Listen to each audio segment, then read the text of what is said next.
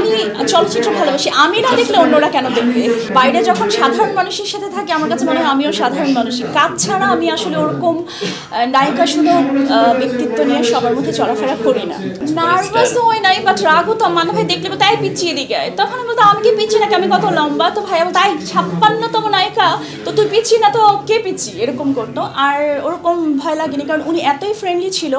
উনি ব্রিফিং দিয়ে দিয়ে কথা বলে বলে আমি যতক্ষণ মেকআপ নিয়েছি, রেডি হয়েছি, সেট রেডি হয়েছি, ততক্ষণ আমার কাছে মনে হচ্ছে আমি একটা গার্ডিয়ান পেয়ে গেছি ইন্ডাস্ট্রিতে। আমার শুরু হচ্ছে আমিন খান ভাইয়াকে দিয়ে, এরপর আমি মান্না ভাই, সাকিব ভাইয়া, ওদের সবার সাথে কাজ করেছি, ফেরদৌস ভাইয়া, সবার সাথে কাজ করেছি। কিন্তু আমার অভিজ্ঞতা মান্না ভাইয়ের সেকেন্ড লাস্ট ছবিতে আমি কাজ করেছি এবং একদম লাস্ট ছবিতে কাজ করেছি। তো আমি ওনার 56তম নায়িকা ছিলাম। তো মান্না ভাই আমাকে একদিন বললেন তোমার কয়টা কাজ হয়েছে? তো আমি বলেছি 2টা হয়েছে ভাইয়া, আপনার সাথে 3rd কাজ করছি। তোমার বাবা মা কেউ এসছে? আমি বলছি ভাইয়া আমার আব্বু আম্মু আসেন না, আর ওনারা এই সেক্টরের না, বোঝেও না, আসতে চান, একটু আনকমফোর্টেবল ফিল করে। তো এটা আমার ফার্স্ট দিন, আমার মনে আছে যে প্রথম শটের আগে ওনার সাথে আমরা ফার্স্ট দিন আমি মেকআপ নিয়েছি, ওয়েট করছি। হঠাৎ করে all on a sudden Manna ভাই বললো না, বাবা মার দোয়া ছাড়া তো কোনো কাজ হবে না, তোমার বাবা মার কাউকে আসতে হবে, তবেই আমরা কাজ করব। তো এটা আমার জন্য একটা শিক্ষা এবং একটা নতুন একটা অভিজ্ঞতা। সেদিন উনি নিজে কথা বলে ফোনে আমার আম্মুকে নিয়ে গিয়েছেন, আমার বাবাকে আসতে বলেছেন, কিছুক্ষণ ছিল, চলে গেছে। এরপর থেকে আমার ফ্যামিলি বুঝতে পেরেছে আসলে আমরা অনেক কষ্ট করি। আর্টিস্ট হিসেবে সাকিব ভাইয়ার সাথে কারো তুলনাই হয় না, কারণ আমি যখন স্টার্ট করেছি সাকিব ভাইয়া তখন অলরেডি আমার আগেই এসেছেন, বাট তখনও তিনি মেইন কাস্টিংয়ের মধ্যে যাননি। উনি ক্যারেক্টার আর্টিস্ট হিসেবে করেছিলেন, বা ওনার নতুন অবস্থা।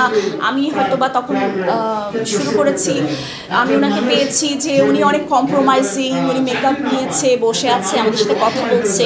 এই অবস্থা থেকে আজকে সাকিব ভাইয়ের উত্থান পুরোটাই তো দেখলাম। উনি কাজের ব্যাপারে ফুললি ডেডিকেটেড। আমি যে একজন আর্টিস্ট, আমিও যখন ওনার নতুন নতুন কোনো কাজ আসে, ওনার চেহারা চেঞ্জ, ওনার পার্সোনালিটি চেঞ্জ, ক্যারেক্টারের মধ্যে ঢুকে যাওয়া দেখে নিজেই অবাক হয়ে যায়, এই ভাইয়াকে কি আমি চিনি? প্রতিবার উনি আমাদের সবাইকে আসলেই খুব একটা বড় বড় সারপ্রাইজ দেয়। আর্টিস্ট সেটা নাটক কি, টিভি কি, ড্রামা কি, মঞ্চ কি, আর ফিল্ম কি, যারা অভিনয় শিল্পী এখনকার যেটা হচ্ছে মোড় ঘুরে গিয়েছে। ডিরেক্টর বা প্রডিউসাররা গল্প ভিত্তিক আর্টিস্ট নির্বাচন করছেন। আগে যেটা হতো একটা সমষ্টিগতভাবে না করে দেখা যেত একটা গণ্ডির মধ্যে কিছু আর্টিস্টদের নিয়েই ওরা সবসময় কাজ করতো, তাদের নিয়েই গল্প ভাবতো, তাদের নিয়ে গল্প লেখা হতো। আর এখন হয়ে গেছে গল্প লেখার পর সিলেক্ট করে এই ক্যারেক্টারটা এই এজের কাকে যাচ্ছে। তো আসলে আপনারাই যদি বলতে থাকেন নাটকের আর মিডিয়ার, তাহলে আমরা কখনো এক হতে পারবো না।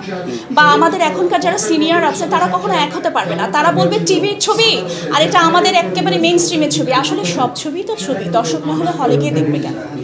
ভালো কাজ করে তারা অলওয়েজ সমাদৃত হয়। মান্না ভাই যাওয়ার পরে এখন পর্যন্ত কত হিরো এসছেন, আরও আসবেন, কত মেগা স্টার, সুপারস্টার, তারপরে হচ্ছে ধরেন শ্রেষ্ঠ ব্যক্তিত্ব, শ্রেষ্ঠ নাট্য ব্যক্তিত্ব, শ্রেষ্ঠ অভিনয় শিল্পী এসেছেন। মান্না ভাই, কারণ উনি চলচ্চিত্রকে শুধু ভালোই বাসতেন না, উনি অভিনয় শিল্পীই ছিলেন না, চলচ্চিত্রকে বাঁচিয়ে রাখার রাস্তা বের করতেন।